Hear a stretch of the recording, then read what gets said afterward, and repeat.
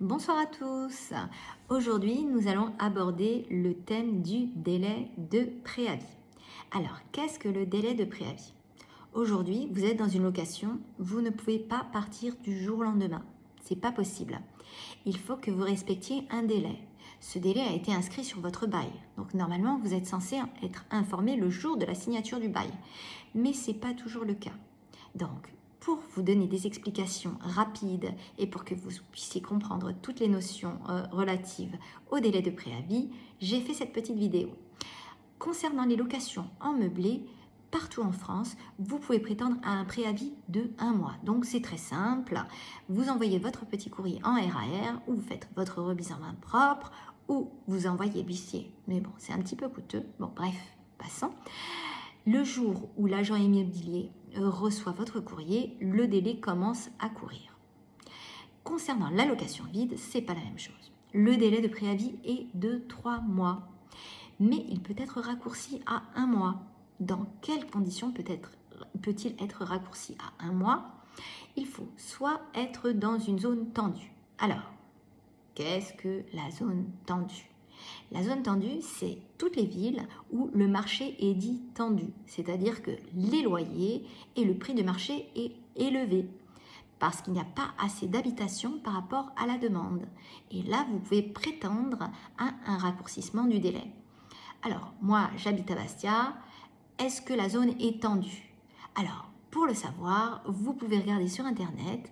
Toutes les villes sont répertoriées.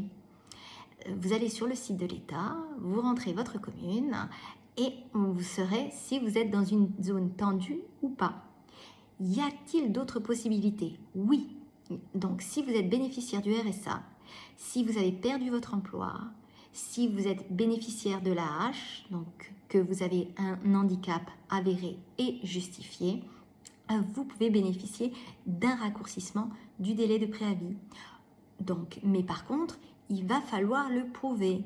Donc, si vous avez perdu votre emploi, il va falloir justifier de cette perte d'emploi. On vous envoie votre petit courrier avec tous les justificatifs nécessaires pour prouver l'état de votre situation. Il existe une autre alternative, que vous soyez dans le meublé ou dans le vide. C'est le terrain d'entente, bien entendu. En règle générale, les agents immobiliers sont très ouverts à ce genre de discussion. C'est-à-dire que si vous êtes pressé de partir, vous en informez l'agent immobilier et vous lui expliquez votre situation.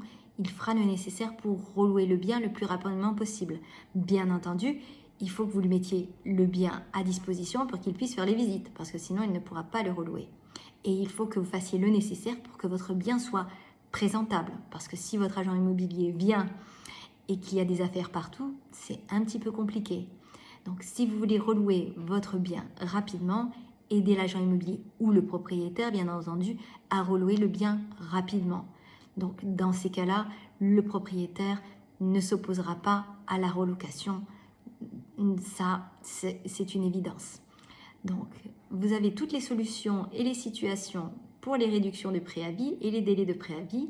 J'espère que cette vidéo vous a été d'une grande aide. À très bientôt pour une prochaine vidéo. Au revoir.